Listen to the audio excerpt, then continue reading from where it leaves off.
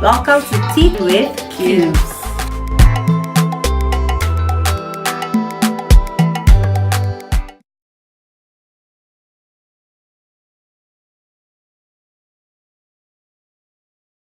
Hi Facebook, hi Instagram, hi YouTube, hi Tiwa's people. How are you? Hello. Hi Tiwa. Hi Tiwa. What's up, ladies? Tiwa works. Tiwa works. We go way back with Tiwa. We go way back with Tiwa. Oh, Final Fridays. Final Fridays. Tiwa, we're in line though. Let's go, thank you. Tiwa, look at the time. It's 9:50. We are not paying when we enter here. Good old days. Wow, yeah. So let's say hi to our Instagram followers. We have PBSQ, hey girl. We have Ugochi Baby and Niger World of Dance. Hello, welcome today. Happy Sunday. Hey, everybody. Happy Sunday. Hi everybody on Tiwa's page. Hi everybody on Tiwa's page. We are Tea with Cubes. We are just a group of women who come together on Every Sundays, every Sunday at 4 o'clock to talk about different issues that a lot of, I guess, African women relate to. Right. Right? So like we talk about marriage, we talk about parenting, we talk about relationships, we talk about career, we talk about religion, we talk about everything. Talk about life. We talk about life, right? So we're here every Sunday at Tea with Cubes. 4 p.m. 4 p.m. Eastern Standard Time. And then we have guests on the show sometimes. Sometimes we have guests on the show. And my name is Dakara. This is my sister. I'm Cupcakes. She's Cupcakes, DJ Cupcakes. And this is our cousin. Stillwaters. Stillwaters. Those are our real names, so please don't ask us what our real names. Those are our real names. Find us on Instagram. Anyway. Don't make mistake and come anything. I already know. Your name is Barry. Since when? Have you not been following my blog? What are you trying to say? No, I mean, just to be off Facebook. Hi. Anyway, so Tiwa, welcome to the show. Thanks for having me. Happy to be here. Yay. Yes. So to our followers, like we said, Tiwa and us, we all go way back. At least like 13 years ago. At least 13 years ago when we... Not long? Yeah. Before we went to Atlanta. Yes. It was 06. We knew you before. No, we went to yeah. Atlanta. We've lived in Atlanta for 13 years. Yeah, so it's been longer than that. Wow. Like 15 years. Maybe like 15 years. We have tried, Sha. We are still young, Sha. We are still young, yeah. But Tiwa, can you introduce yourself? Yes, tell us what you do. You do a lot of things. A lot. Do a lot, so. Tiwa is a mogul. Yes. Tiwa works, British born, Nigerian, ATL loving guy. Just love Atlanta, Georgia. Moved here in '96 and went to high school in North Springs. Graduated, so my high school was actually very unique because I went to a school where Sandy Springs was not really a known city when I first came. You know, people were there, but like people like Usher went to my school. A lot of people from Nickelodeon stars, Curtis Mayfield's kids, like people who went to the pros. So it was a very, in fact, I had a meeting with a friend of mine, a classmate who I knew from since '96, and we were just talking about how dope our high school was back then.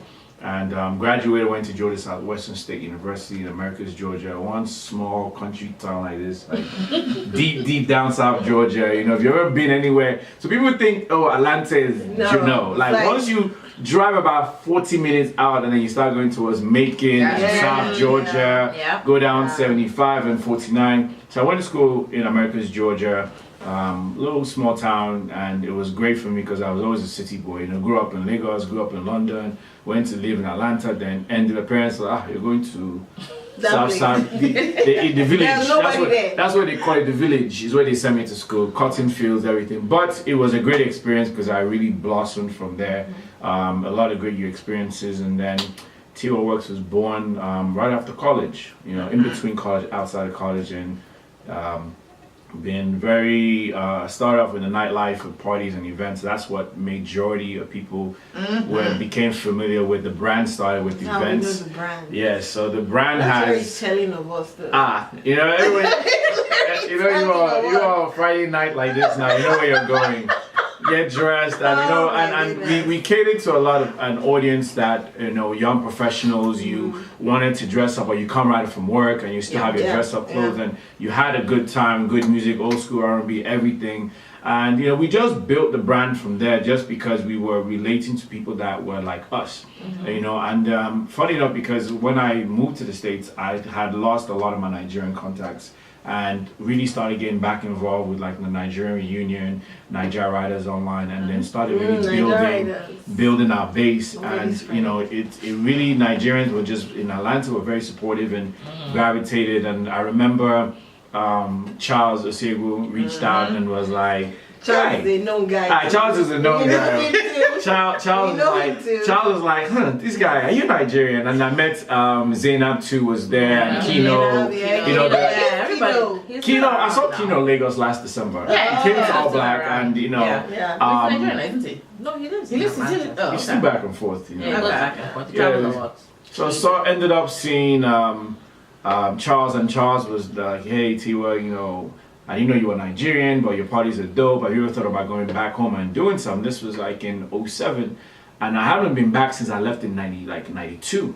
Right. You know, when I went to boarding school, and I just decided one day I woke up in like 08 and 07, and I just went back for like 2 weeks, and my eyes were just opened, and that now began the whole Tiwa Works in Nigeria movement, and doing events back home every Christmas. And we're now on our 10th year doing our All Black. Really? Oh wow! 10 years. It's been 10 years. 10 years. Wow! I remember when you started. The first one. Yes. Wow! So it was crazy, you know. Wizkid was there, MI. The first one we were waiting for pictures. Yeah, I know.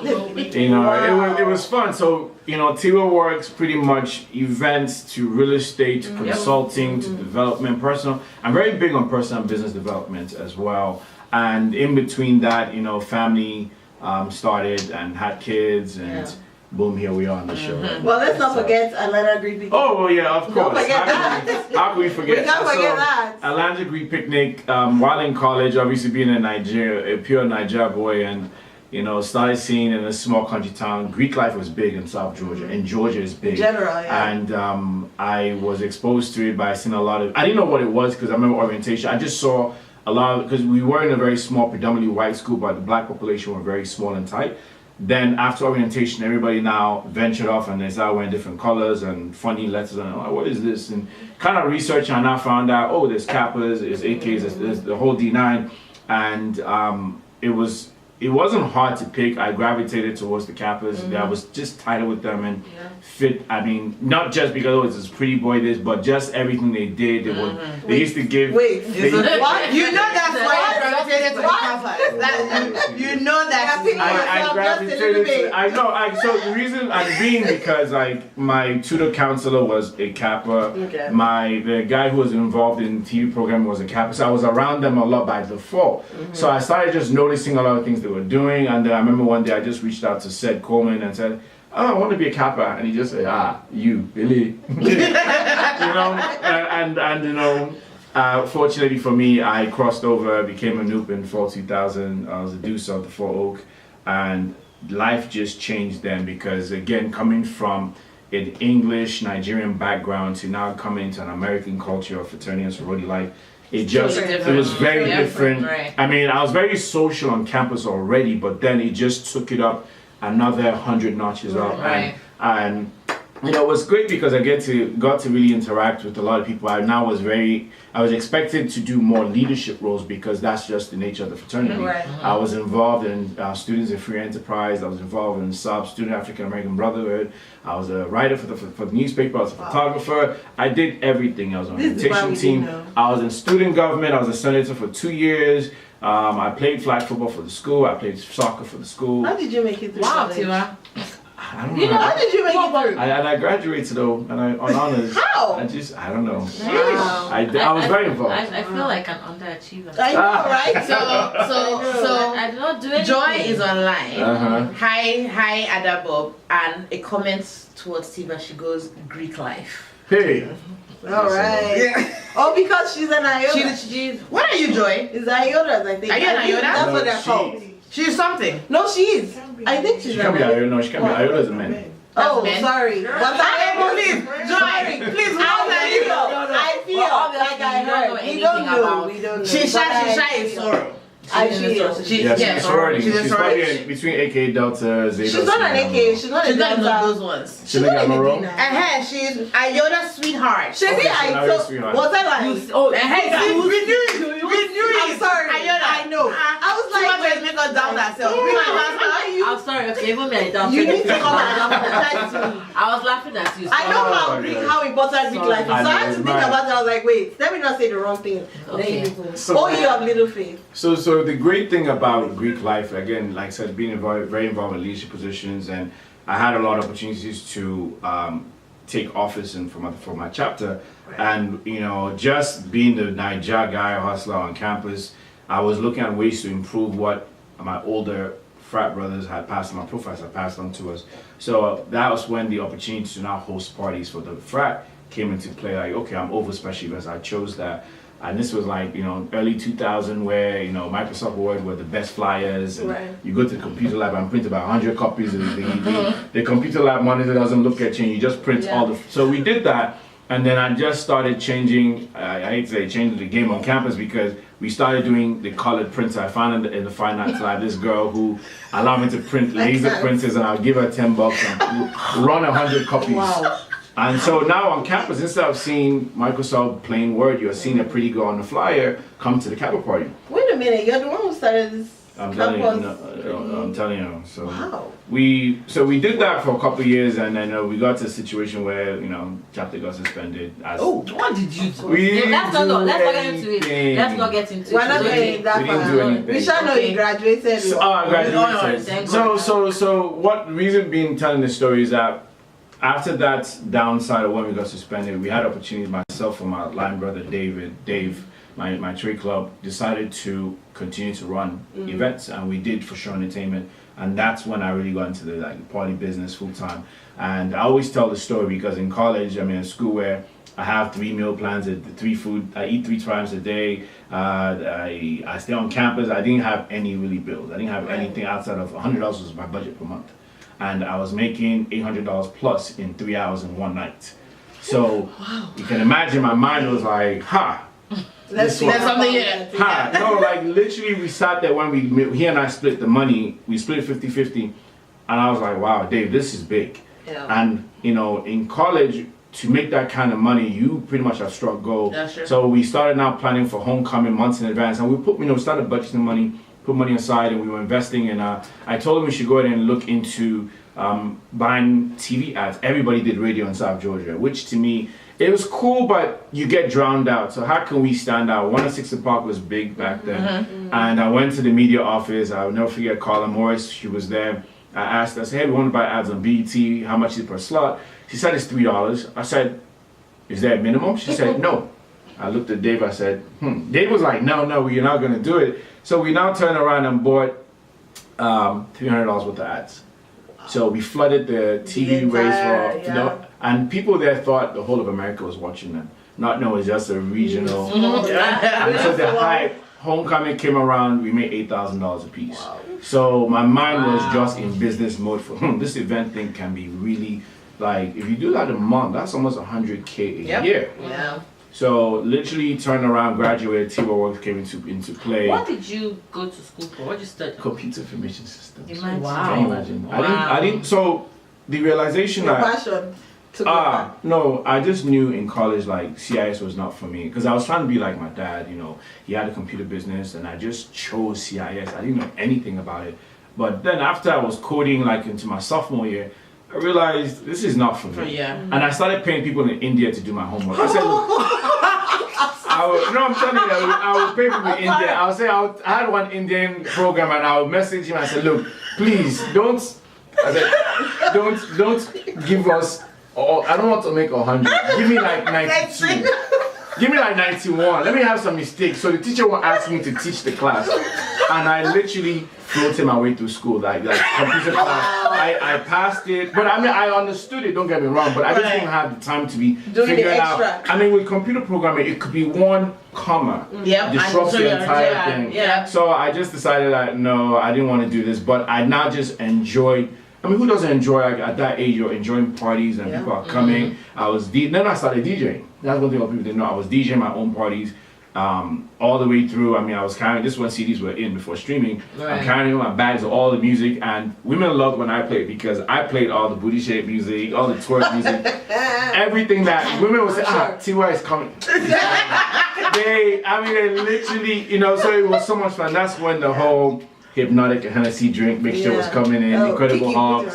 You know, so telling this story is just to set, you know, like that's how T.O. Works was born, and then graduated, then Atlantic We Picnic came into play in 2004, and we just did our 14th year of We Picnic. We attract over 20,000 people every year. Wow. It's the biggest green picnic in the country. Wow. We've done a lot. That's what we're trying. I try not because I'm not Greek, so I'm like I feel out of place. I mean, I've tried. I've been like, okay, I've been tempted to go, but I'm like, and then on that day too, I'll be like, okay, I'm coming, and then I won't find him again. No, we'll and then we'll make sure you all come this year, next year, 15th year next year. Well, speaking of all these things that started in college, we do this segment of hot topics. So we're going to reduce our hot topics to one because our time and we gave you all the hot topic time, but that's okay. So we just discovered some story about the University of Maryland and this group called White Awake. That they decided. Have you heard of it? No. So they decided that. wait. So they decided that they're going to. What they do is actually the group. They go around teaching students and teachers how to interact with people of color. And the actual example was how to touch the braids of an African American woman without permission. I don't know whether maybe they're I don't teaching know. them to ask But permission. anyway, the flyer in University of Maryland says that they are creating white spaces now where white spaces where the Caucasian students can come and sit down and speak with the counselor. Like the interaction before, during, and after. Interactions with people of color. So you went to school with the Caucasian folks over there, correct? Yes, I did. So now, what is your take on this whole? Because that's your experience, though. You went to as a small group of African American students, and then these people. But then I guess theirs is the reverse because I think Maryland they may have more people of color than. Which is actually why I was shocked that was coming from a school in Maryland. Right. So what is your take on this White Awake humans? I mean, I think it's a reach because you don't. I mean, even us as black people, we don't walk up to like, well, can we touch your hair? Right. You know, so right. they're trying to find, I guess, a bonding type situation or where trying to understand, but it doesn't make any sense for you to do that because you're eventually going to get slapped by somebody. No people of color are actually in the group. Right. So like, how do you now So resolve? how are they going to know how to talk to That's what I'm saying. No if you're not interacting, actually. I guess they're going to try. I think I'm a trial and error, like pretty much where like a Caucasian person would after like an interaction, then they will go to this group, and they'll tell them, okay, this is what I experienced, this is what happened, and then I'm sure with that kind of like when you have that little test that happen, then they can come up with like their nice survey answers. Yes. Oh, okay. That's how I see it. I don't because I mean they're not accepting people of color in the group. It's all have black people tried to join the group and they said no, but the flyer says it. It's right there. White students. No. Yeah. You have to disband. That was part of the problem. They were like the flyer says That's that the problem. it's for white students. That's a problem. Which I don't know how well that's going to But go even over. back in school, even our African Students Association, everybody could join. Anybody could join at all. We had Asians, we had white people, we had anybody, Americans, everybody could join. Just because it's this group does not mean that you would, stop other people from Okay, joining. Joy says, since she's in that area, Joy says the reason it's there is because there are more people of color in Maryland, plus you have HBCUs around. So we're teaching the Caucasians how to talk to the black people? So a comment from Lajit said, I don't understand the touching of strangers' hair. Do white people touch other strangers' white people's hair? Is that white culture? Right there, we don't know. What is the touching of the hair about? We don't know. Well, I don't know. There's just something fascinating. I guess our hair is fascinating. No, but you know what though? It's like if any of us go to a lot of Asian countries, they will not just touch you. They'll come and they actually take you. Actually, that's true. NT, was it NT that said it? Somebody actually. Many of them went. Oh, what is happening? Nepal. Right? I'm not sure what's going on, but anyway, we're going to keep going. I will.